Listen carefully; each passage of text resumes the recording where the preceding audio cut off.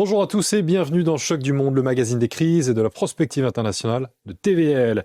Nicolás Maduro a déclaré dans la nuit qu'il était un prisonnier de guerre en plaidant non coupable d'accusations de trafic de drogue. Il comparaissait devant le tribunal du district sud de New York. 3 jours après son kidnapping, la sidération ne s'est pas dissipée à travers le monde. Alors avec cette émission Choc du Monde, nous avons toujours cherché à décrypter le basculement mondial, comment les décisions des grandes puissances façonnaient le monde de demain. Et c'est ce à quoi nous allons nous atteler ici tout de suite maintenant. Comment ce raid à Caracas marquera-t-il le monde? Trump mènera-t-il des coups de force au Groenland ou à Cuba bientôt? Les Amériques ressembleront-elles à cela à la fin du mandat de Donald Trump en 2029? Tout cela reste à voir et c'est exactement ce que nous allons évoquer avec Pierre-Yves Rougeron. Bonsoir Pierre-Yves Rougeron. Bonsoir. Merci beaucoup d'avoir répondu une nouvelle fois présent à l'appel de Choc du Monde. Alors, dernières actualités, bien sûr, Delcy Rodriguez a prêté serment. Trump a déclaré dans la nuit sur NBC qu'il n'y aurait pas d'élection sous 30 jours dans le pays car, dit-il, il faut, selon lui donc, stabiliser d'abord le pays. Rappelons ce qu'a dit Trump. Le 4 janvier. Le 4 janvier, il disait que nous dirigerons le pays jusqu'à ce qu'une transition sûre, appropriée et judicieuse, puisse être mise en œuvre. Alors, évidemment, il a ajouté après que les principales compagnies pétrolières américaines s'installeraient au Venezuela. J'en viens à ma question. Pierre-Yves Rougeron, ma première question. Évidemment, il n'a pas d'autorité pour cela. Alors, comment doit-on qualifier ce raid, ces dernières déclarations? Est-ce une annexion? Une colonisation, une occupation, de l'impérialisme ou tout simplement une opération de police? Il y a 2 angles pour voir ce qui s'est passé.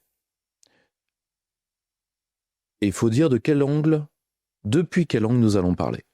Donc, soit on voit la vie internationale sous un mode colonial, soit on la voit sous un œil westphalien. C'est-à-dire qu'on reconnaît des États, ou on reconnaît des gouvernements. Et donc, quand le gouvernement ne vous plaît pas, le pays n'existe plus, virtuellement. C'est-à-dire, grosso modo, les indigènes ont mal choisi, j'écarte. Bon. Ça, vous pouvez vous permettre cette vision-là du monde quand vous êtes une puissance de plein spectre, full spectrum dominance, dans l'ancienne, disons, terminologie américaine. Les Américains ne le sont plus. Donc, en tout cas, en tant que Français, je préfère adopter une carte westphalienne. D'accord ? C'est-à-dire, le Venezuela est un État qui avait un gouvernement. Ce gouvernement, qu'il soit légitime ou pas, c'est aux Vénézuéliens d'en décider et à personne d'autre. Il a toutes les apparences de la légalité et en tout cas, le gouvernement Maduro, j'entends, il avait toutes les apparences de la légalité. Pour certains le contestaient. Interne au Venezuela. C'est leur histoire. Ça leur appartient. S'ils doivent faire une révolution, s'ils doivent mettre eux-mêmes Maduro en prison, s'ils doivent le destituer, c'est leur histoire, c'est leur révolution, ça leur appartient. Nous n'avons rien à voir là-dedans. Je rappelle que le Venezuela est un de nos voisins. La France a une frontière maritime à l'ouest de la Guadeloupe et de la Martinique avec le Venezuela, je le rappelle.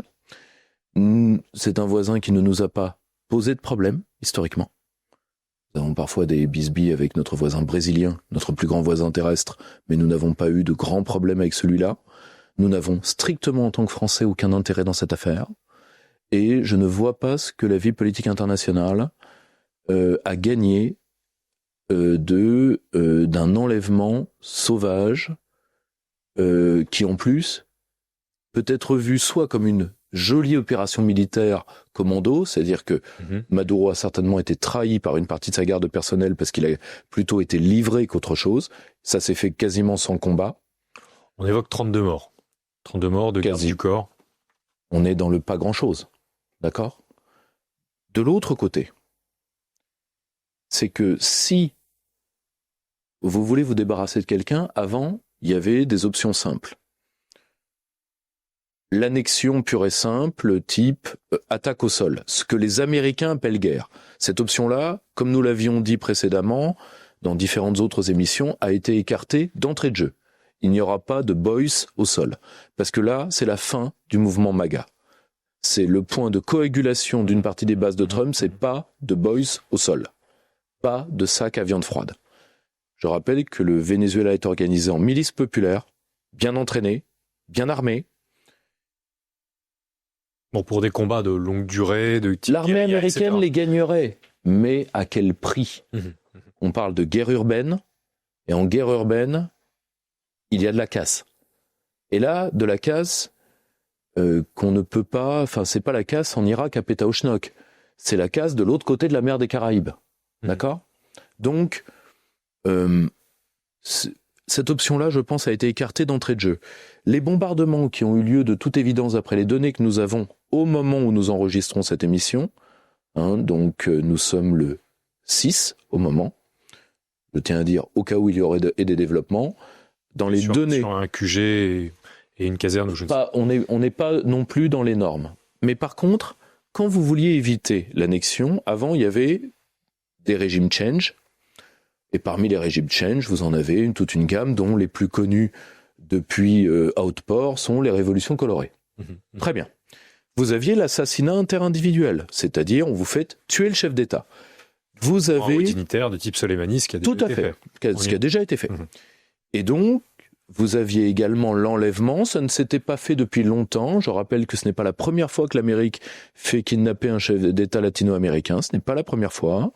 Mais là, d'habitude, ça se passait de la manière suivante. On l'enlève ou on le tue. On avait des séditieux dans l'armée ou dans la société civile qui prenaient le pouvoir, terminé à Dieu Berthe. Là, je pense qu'une partie de l'administration Trump a mésestimé à quel point le Venezuela était un État, parce que là, le processus constitutionnel, jusqu'au moment où nous parlons, s'est poursuivi. Il y a eu un remplacement. Sa vice-présidente a prêté serment, comme le prévoit la Constitution, qui est toujours la Constitution chaviste, la Constitution de la 5e. Les élites sont les mêmes. Les élites sont les mêmes. Alors, soit Donald Trump voulait par cet enlèvement faire sa technique habituelle de négociation, c'est-à-dire je tape et maintenant on va parler à mes conditions. Et donc toute l'élite vénézuélienne aurait dû, si tu veux, faire une descente d'organes et se mettre à quatre pattes. Pour l'instant, c'est pas ce qu'on voit. La totalité des gouverneurs. Et je rappelle que les gouverneurs, le Venezuela est en état fédéral pour rappel. Bon, enfin, vous dites quand même, en termes de choc à knock, comme on dit en américain, de stupeur, ça a plutôt bien marché. Pas seulement avec les Vénézuéliens. Mais avec la totalité du monde, par la brutalité et de l'acte et la stupeur, ça je suis d'accord avec toi. Mais il n'y a pas eu de mise genou à terre de l'armée vénézuélienne. Ça a été l'un des premiers d'ailleurs qui a prêté, qui a reconnu serment à la vice-présidente. Et même les gouverneurs, enfin les autorités locales des États pourtant pas les plus maduristes, ont la totalité. Alors que je rappelle qu'on utilisait ces mêmes gouverneurs pour harceler dans les tentatives de déstabilisation interne les gouvernements bolivariens. La totalité de ces gouverneurs a dit non, ça passera pas.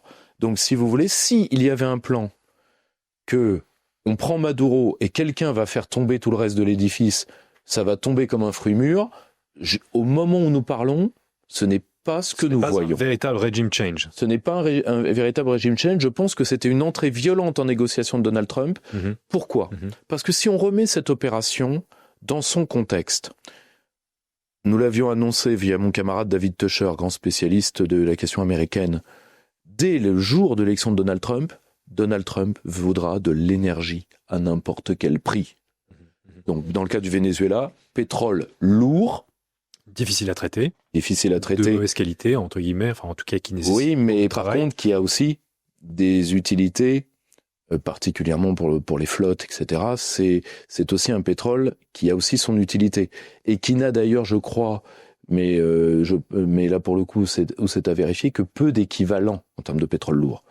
Or, et surtout, pétrole lourd, plus grosse partie de la question, est minerai.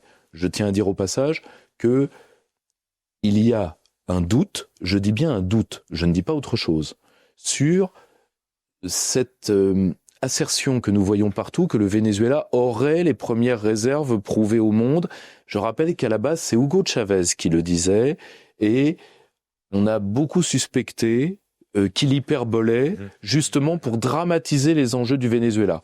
Donc, est-ce que ce sont les premières? Est-ce que ce sont les quatrièmes? Est-ce que ce sont les cinquièmes? En tout cas, ce sont de grandes réserves pétrolières. Et ça, plus les minerais, Donald Trump en a impérativement besoin. La question du Groenland est exactement parallèle. Nous allons évoquer, évidemment. C'est-à-dire, l'Amérique a besoin d'énergie, coûte que coûte, de corridors énergétiques, de sources énergétiques. Et d'autant plus qu'elle a les moyens. Elle a, paraît-il, les 4 raffineries pour traiter ce pétrole très particulier. Bien sûr. J'aimerais revenir à votre argument juridique sur évidemment ce kidnapping et sur les conséquences pour les Vénézuéliens, la légitimité de l'intervention américaine. On a beaucoup entendu un argument au hasard dans la bouche de Sarah Knafou, d'Éric Brunet, je cite, « Qu'a fait le droit international pour ces pauvres Vénézuéliens depuis 25 ans ?» pour répondre à cet argument du droit international, voire même de la souveraineté. Est-ce valable comme un argument selon vous, Pierre-Yves Rouget? Alors, le droit international n'aurait rien fait pour protéger les Vénézuéliens depuis 25 ans. Alors, quand on peut arguer tout ce qu'on veut sur les faiblesses du droit international, car c'est un droit sans sanction, sauf quand ça nous arrange. Ok, d'accord, il n'y a pas de souci. Là encore, soit on voit d'un point de vue colonial, c'est-à-dire le droit international existe quand je le veux et quand je veux défoncer une porte. Toc, toc, toc, c'est qui? C'est la démocratie. On a déjà fait ça. En Irak, en Afghanistan, ça a été des catastrophes. Des catastrophes. Soit on essaye de voir le droit international comme une sorte de règlement de copropriété minimal, je dis bien. Parce que ce sont des peuples, ces peuples se sont constitués en État, ils ont donc des droits politiques. Et ce n'est pas à nous de décider, ce temps-là est révolu. Je veux bien qu'on ait la nostalgie des casques blancs. Laisser crever une partie non négligeable de son peuple. Les chiffres onusiens sont dramatiques, et à l'époque, alors Sarah Knafou était trop jeune, ça n'empêchait pas M. Brunet de dormir.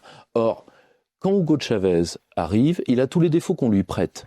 Mais en termes de développement, je dis bien de développement, analphabétisme, chute de la mortalité infantile, on ne peut pas dire qu'il n'ait rien fait.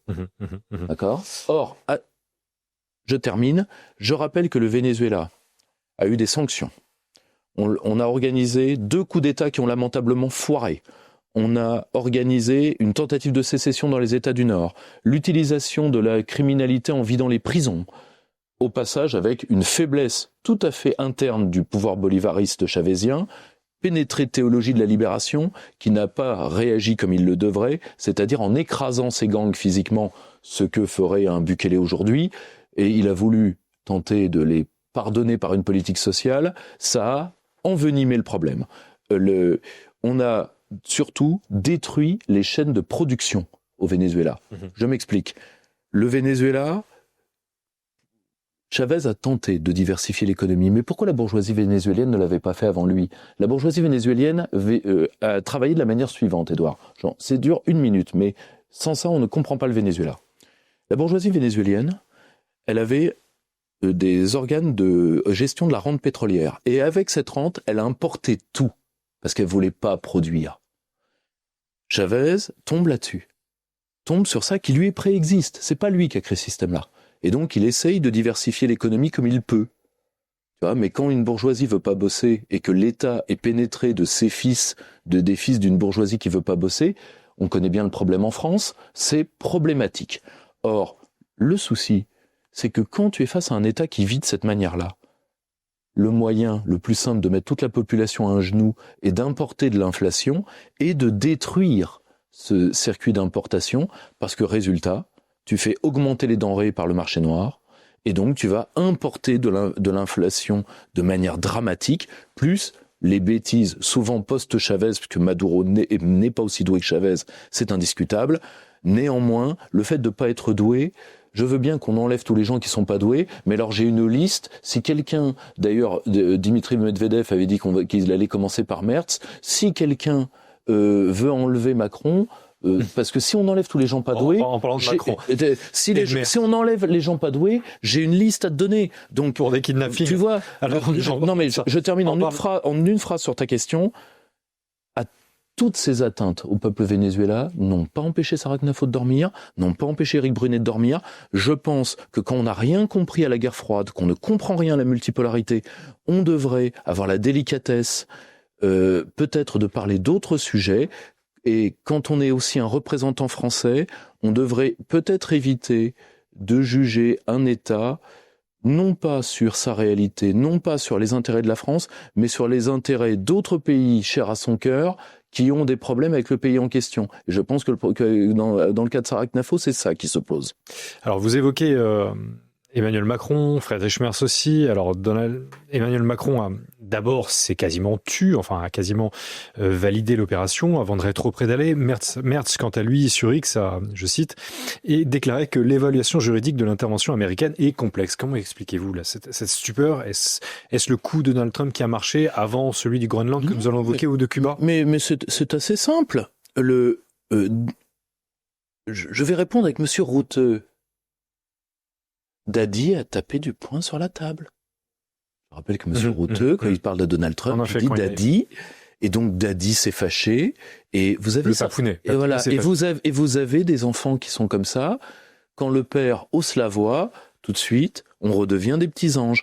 Et voilà ce qu'est Merz, voilà ce qu'est Macron, tout simplement parce que n'oubliez jamais, Édouard, que le fil intellectuel otanien, c'est-à-dire, c'est quoi le fil otanien? C'est pas l'institution OTAN en elle-même. C'est ce filet de sécurité mentale qu'ont tous les colonisés européens de dire on n'a pas à être des nations libres et souveraines dans l'histoire, on peut faire n'importe quoi, à la fin, les boys viendront nous sauver. Et dès que les Américains s'énervent, les Européens passent sous la table, et c'est tout à fait normal, parce que, comme il est dit dans les Tontons Flingueurs, quand les hommes parlent, les gonzesses se taillent. Alors, en Amérique latine, le ton était un peu différent. 5 gouvernements de gauche ont, dans un communiqué commun dimanche, rejeté toute tentative de contrôle sur le Venezuela. Donc, on parle du Brésil, du Chili, de la Colombie, du Mexique, de l'Uruguay. Mais Trump veut-il donc donner un nouvel os à ronger aux néoconservateurs? Voici ce qu'il a dit à propos de Cuba, à côté de Lindsey Graham, le sénateur de Caroline du Nord, connu pour son soutien à Kiev et Netanyahou, etc. Je vous propose, Pierre-Yves Rougiron, d'écouter Donald Trump. Cuba semble au bord du gouffre. Cuba n'a plus aucun revenu. Tous ses revenus provenaient du pétrole vénézuélien. Ils n'en toucheront plus un centime. De nombreux Américains d'origine cubaine vont s'en réjouir. Mais Trump, dans la foulée, a précisé ne pas avoir besoin d'y aller, dixit. À votre avis, le début, le Venezuela, c'est le début d'une réaction en chaîne? Alors, est-ce que on va desserrer, on va resserrer la focale, d'accord? On va partir de la multipolarité, région, et ensuite États-Unis strict, d'accord? Les 3 étages. Je vais essayer d'être le plus court possible. Je te rappelle qu'à chaque fois que ça a bardé au Venezuela ces dernières années, les flottes américaines et les flottes russes et chinoises n'étaient pas loin. Là, elles n'ont pas bougé. Donc, je ne dis pas que c'est une certitude. Je dis qu'il y a un scénario Gromyko, peut-être à voir. Je rappelle, scénario Gromyko sur la guerre froide, c'est-à-dire quand Allende tombe, les soviétiques ne bougent pas une oreille. Quand l'Europe de l'Est est réprimée, les Américains ne bougent pas une oreille. Tu fais... Donc je voulais évoquer la question, mais c'est un nouveau partage d'empire. C'est une course de lévrier, chacun son couloir. Or, pourquoi? Parce que la Russie, l'un des partenaires dont elle a besoin, c'est à titre agricole particulièrement, c'est le Brésil, ce n'est pas touché. Et la Chine est déjà le premier partenaire de la quasi-totalité du continent. Donc, elle ne va pas faire une guerre pour ça. Donc, la seule chose, elle ne va pas faire une... Bien sûr. Voilà. Et surtout, on passe un étage au-dessous, échiquier régional. Ce qu'il faut bien comprendre, c'est que le but de Donald Trump, c'est de faire une sorte de corridor pro-américain, certainement en faisant tomber certains régimes faibles à partir du Venezuela. Donc, première étape, c'est le plus simple, Cuba, parce qu'il y avait en effet une dépendance cubaine vis-à-vis du Venezuela. Deuxième étape, le Nicaragua. Or, le Nicaragua et le Venezuela avaient, disons, des structures communes, financières, qui vont donc ne plus être abondées. Et peut-être que ça va fragiliser le Nicaragua. Troisième étape, la Colombie. Je rappelle que la Colombie a des élections au mois de mars. Il a déclaré d'ailleurs, à propos de la Colombie, que la Colombie est très malade, etc. Tout et à qu'elle fait. ne tiendra pas très longtemps, évidemment, Parce que la Colombie de la cocaïne. Alors, nous y venons. Et donc, troisième étape, la Colombie. Quatrième étape, rebondir à un moment ou à un autre vers la question mexicaine. Or, une fois que tu as cet échiquier régional, les forces de Donald Trump sont pas non plus flambantes. C'est millet. Bukele, pour l'instant, n'a pas de velléité agressive vis-à-vis de ses voisins. Il a pas de parole de trop. Enfin, il est beaucoup plus prudent. Donc, et surtout, ce qu'il faut bien comprendre, Edouard, c'est que tu ne normaliseras pas tous ces pays avec des arguments foireux type lutte anti-narco, juste parce que tu veux t'immiscer chez eux. Je rappelle par exemple que la mer des Caraïbes, la totalité de la mer des Caraïbes, c'est entre 11 et 12% de la cocaïne saisie aux États-Unis. Nous sommes d'accord ? 80% passent par la façade pacifique à partir de la Colombie. Je rappelle que Pérou, bien sûr, je rappelle que la drogue qui tue le plus d'Américains, ce sont les dérivés du fentanyl. Et donc le fentanyl, si tu veux, est produit par qui ? Par l'Inde. On va bombarder Monsieur Modi, ça m'intéresserait follement. Or, tu vois, vouloir utiliser, alors que les États-Unis ont toujours eu des rapports très troubles avec le narcotrafic. Je rappelle que l'Amérique a pardonné, et c'est Donald Trump qui l'a fait, l'ancien président du Honduras, trafiquant notoire.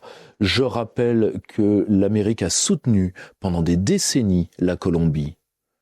Je rappelle que Pablo Escobar était, comme l'avait reconnu son fils, a été pendant des années de sa vie un agent de la DEA. Je rappelle que l'Amérique a utilisé, comme malheureusement toutes les puissances coloniales, le trafic de drogue dans ses combats internationaux. Ça commence avec les Britanniques à l'égard de l'opium. Donc, si tu veux, ce qui est très problématique, c'est que de vouloir s'immiscer dans ces pays-là, alors que leur premier partenaire est la Chine. Ce que veut Donald Trump, c'est à partir du filet dont je t'ai parlé, faire tomber les régimes les plus faibles et geler la situation. Tu n'expulseras pas économiquement la Chine d'Amérique latine. C'est trop tard. C'est ce que la Maison-Blanche, Donald Trump, prétend vouloir dans son document de sécurité qui a été publié il y a un mois. Tout à fait. Qui revendique la doctrine Monroe. Et tout à fait. Et d'ailleurs, dont nous voyons les premières concurrentes. C'est tout à fait juste, mais mais je vais te donner un exemple. L'Amérique a expulsé les restes de l'Empire espagnol et les intérêts anglais d'Amérique latine au XIXe siècle. Comment ? En reprenant la méthode anglaise.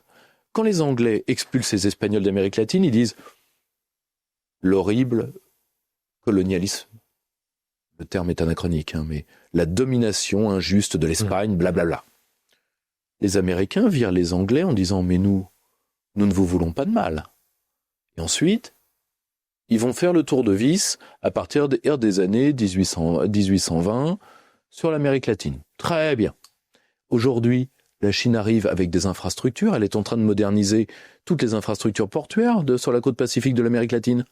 Donc, tu arrives face à un pays qui donne des choses de manière totalement intéressée. C'est pas la question. Mais, et toi, tu vas répondre avec quoi ? Avec la schlag ? Donc c'est toi qui te feras expulser. Ce jeu-là, tu l'as déjà fait. Tu te rends compte ce que c'est, même en termes d'impérialisme pur, la régression de ça. Nous l'avions dit à plusieurs reprises sur ce document de sécurité qui est assez remarquable. À cette exception, c'est que l'Amérique redessine son impérialisme pour ne plus avoir le fardeau d'un impérialisme global et redevenir un impérialisme régional. Le problème, c'est que c'est déjà trop tard. C'est déjà trop tard parce que, si tu veux, on va prendre le cas du Venezuela. On va plutôt prendre celui du Groenland. Oui, non mais... Si vous le voulez bien, Pierre-Yves Rougeron. Pourquoi pas, mais si tu veux, le rebond est simple. L'argent que tu vas mettre dans la colonisation de ces territoires, ces territoires qui ont toujours voulu être tes fournisseurs. Le Venezuela voulait. Le Venezuela, pendant toutes les années Chavez, son premier client, c'est les États-Unis d'Amérique. Tu te rends compte que tu vas mettre plus d'argent à les dominer que ce qu'un rapport commercial sain t'aurait garanti. Ça, c'est pas malin. Voilà, c'est tout ce que je veux dire. Alors j'évoquais donc le Groenland, Pierre-Yves Rougeron, des terres plus froides bien sûr, mais écoutons donc ce que Donald Trump avait à dire là-dessus. Évidemment, ça a créé la panique en Europe après les déclarations de plusieurs proches de son administration, mais écoutons-le. Je dirais ça à propos du Groenland. Nous avons besoin du Groenland pour des raisons de sécurité nationale.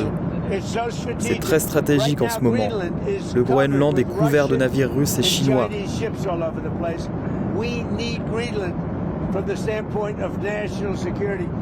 Et le Danemark ne pourra pas le protéger. Savez-vous ce que le Danemark a fait pour renforcer la sécurité? Ils ont ajouté un chien de traîneau.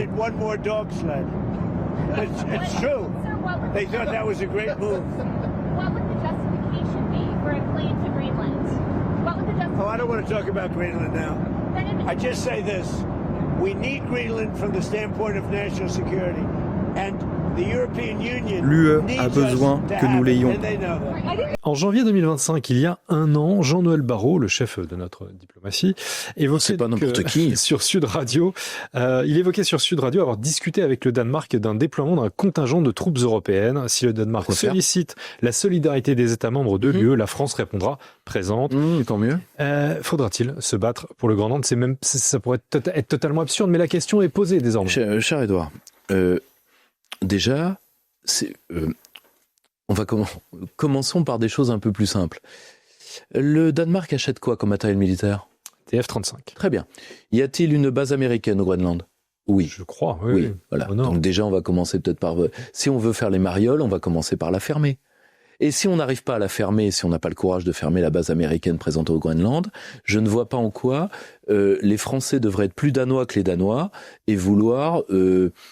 défendre un territoire qui ne nous regarde pas, ne nous concerne pas, ne nous apporte rien, au risque de nous fâcher avec un rival, souvent adversaire, parfois ennemi malheureusement, mais qui reste aussi un pays qui a été notre allié sur divers dossiers que sont les États-Unis d'Amérique. Donc contraint à l'abandon. C'est une affaire qui regarde le Danemark. Il y a de toute évidence un mouvement sécessionniste tout à fait léger des populations autochtones du Groenland. C'est aux Danois de savoir le gérer, c'est leur terre pour l'instant. Ensuite, s'ils doivent mettre genoux à terre et faire un accord léonin, c'est triste pour eux, mais je ne vois pas en quoi ça nous regarde nous, parce que, navré de le dire, si l'Amérique décide un coup de force sur cette terre-là, si elle l'avait décidé au Venezuela, il y a des milices populaires pour défendre, il y a un peuple au Venezuela pour se battre. Les autochtones inuits n'ont aucune envie de se battre pour le compte du Danemark avec l'armée américaine, surtout que là, pour le coup, je vous le dis, ce serait du tir au pigeon.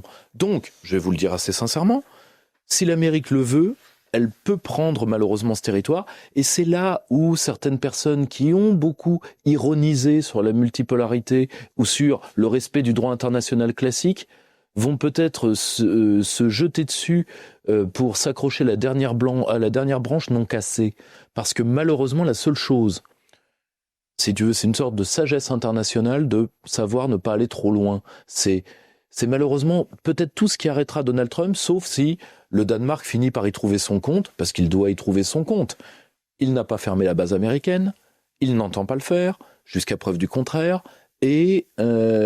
il n'entend pas se départir de sa dépendance au matériel militaire américain.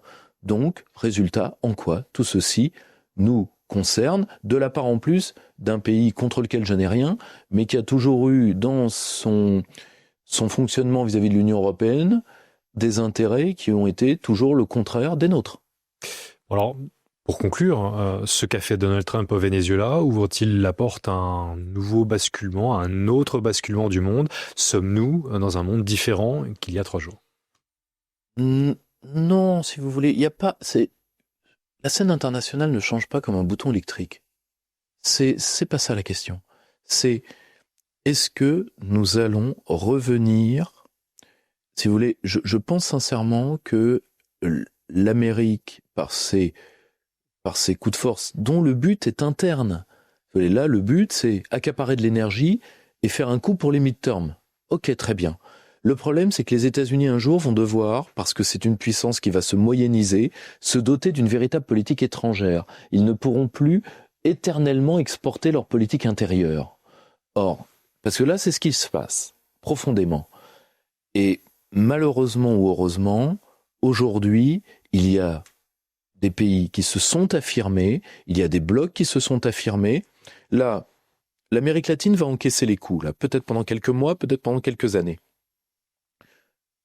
Je vous rappelle qu'il y a eu près de 3000 opérations américaines sur 2 siècles sur les sols latino-américains. D'accord ? Il y a d'ailleurs une encyclopédie latino-américaine en 4 volumes et demi des interventions américaines. Pour l'avoir vu, c'est impressionnant. Or, ce qu'il faut bien comprendre, c'est que pendant ce temps-là, vous avez des courbes, vous avez des montres qui vont arriver à l'heure.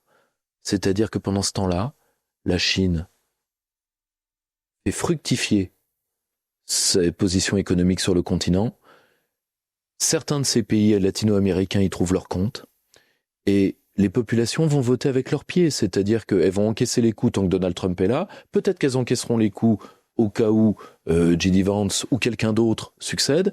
Mais pendant ce temps-là, ces populations vont se tourner vers aussi la multipolarité. Or, c'est le seul point faible de la pensée américaine telle qu'elle s'est couchée sur ce document de sécurité.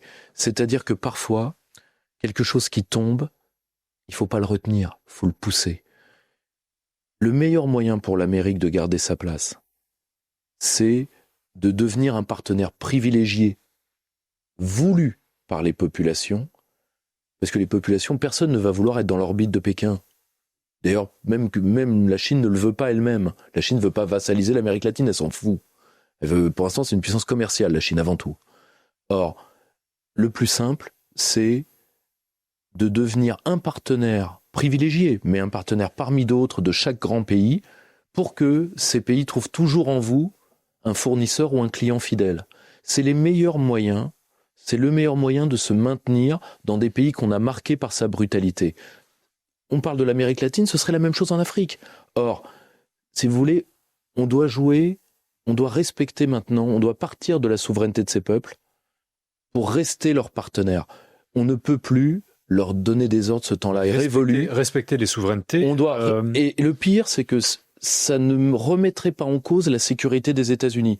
Pierre-Yves Rougeron, que répondez-vous à ceux qui, justement, vous traitent de, je cite, tiers-mondiste parce que vous défendez la souveraineté, que dis-je, la souveraineté universelle ? Vous savez, la souveraineté, c'est pour tout le monde. Là, par exemple, on a le cas vénézuélien, oui, la souveraineté peut porter un sombrero, ça les regarde. C'est à eux. Non mais, il y a 5,5 milliards de non-occidentaux, d'accord ? La vision coloniale et impérialiste du monde, vous pouvez l'avoir à 2 conditions. 1, que vous apportiez quelque chose. Rome a apporté quelque chose. L'Angleterre du 19e siècle, dans sa violence, a apporté quelque chose. La France a apporté la santé, elle a apporté des tas de choses. Aujourd'hui, on apporte la culture de mort et la gay pride. D'accord. Deuxièmement, il faut que vous ayez la force avec vous. D'accord ? Avant, on avait Lyotet. Maintenant, on a Jean-Noël Barrot. D'accord ? Donc, il va peut-être falloir un peu moins la ramener. Il y a 5,5 milliards de non-occidentaux. Nous leur avons appris, parce que c'est nous qui leur avons appris quelque chose qu'ils avaient en eux, comme tous les peuples, mais ils l'ont formalisé, particulièrement les Vénézuéliens, avec l'exemple de la France et la Révolution française très présente dans la pensée vénézuélienne, à travers Bolivar, c'est-à-dire, ils sont des peuples, ils ont une voix dans l'histoire, une voix singulière, et ils l'ont formalisé par la création d'un État. Point, barre. Nous n'avons plus à les régenter, plus personne ne nous attend, plus personne ne veut qu'on leur donne l'heure et qu'on leur dise comment le monde doit se dérouler. Alors soit on s'agrippe à cette vision passéiste de buveur d'anisette, hein, j'emprunte le mot général Salan sur les mecs de l'OS, hein, soit on emprunte ça, cette vision coloniale du monde qui n'a plus lieu d'être. Parce que le tiers-monde n'existe plus ? Avant, le tiers-monde, c'était le tiers-État. Maintenant, ce sont des pays émergés, ce sont des pays émergents, et ce sont des pays encore non émergés pour certains d'entre eux, particulièrement en Afrique subsaharienne, mais la plupart sont aujourd'hui des États puissants. Je rappelle par exemple que un pays anciennement en développement qui était la Corée du Sud, aujourd'hui est une grande puissance. Je rappelle que l'Indonésie a déjà, en termes de développement, scalpé la plupart des pays européens. Je rappelle que le Brésil est une puissance agricole absolument redoutable, tout le problème Mercosur entre autres. Donc à un moment, à force de les regarder du haut d'empires coloniaux qui n'existent plus, on va finir par tomber de très très haut. Or, moi, je pense aujourd'hui qu'il y a deux types de gens vis-à-vis de l'Occident. Il y a ceux qui pensent que l'Occident doit survivre uniquement par ses mauvais côtés et doit incarner la réputation de tricheur, de menteur et de voleur que les pays occidentaux ont malheureusement dans une part du monde depuis près de 2 siècles. Et il y a ceux qui pensent que le meilleur moyen que l'Occident survive, c'est que l'Occident devienne une part d'un monde qui ne se défera plus sous nos ordres. Voilà, c'est tout ce que je pense. À titre personnel, je pense que l'Occident gagnera beaucoup plus en comprenant le monde plutôt que d'essayer de le régenter, parce qu'aujourd'hui, les pays qui s'effondrent, ce sont beaucoup de pays occidentaux qui s'effondrent de l'intérieur. Donc, comme le disait un intellectuel américain, mais malheureusement son nom m'échappe, je crois que c'est Krastev peut-être. Peut-être qu'il avait dit pour les Occidentaux, et il n'y a plus le temps des missionnaires, mais le temps des monastères. Eh bien, peut-être qu'il faut revenir sur nous-mêmes. Ces pays ne veulent pas ni nous envahir, ni nous détruire. Peut-être qu'il faut revenir sur nous-mêmes pour pouvoir après revenir dans le monde. Mais en tout cas, on ne fera plus, vivre le mythe du fardeau de l'homme blanc. Alors, comprendre le monde plutôt que le régenter, eh bien, ce sera le mot de la fin. Pierre-Yves Rougeron, merci d'avoir répondu encore une fois à présent à l'appel de Choc du Monde. Merci à tous d'avoir suivi cet épisode. Surtout, bien sûr, n'oubliez pas de le commenter et de le partager. Merci à tous et bonne soirée.